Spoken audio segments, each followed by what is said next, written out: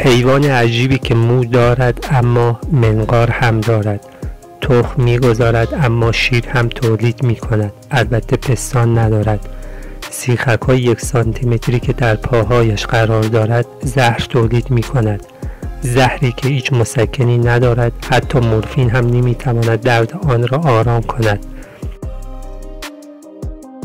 فقط می‌توان قسمت گزیده شده را بی‌حس کرد. بدتر از این که تا 3 ماه این درد آزاردهنده طول می‌کشد. 90 روز طولانی که درد و استفراغ می‌کنید و فلج می‌شوید اما نمی‌میرید.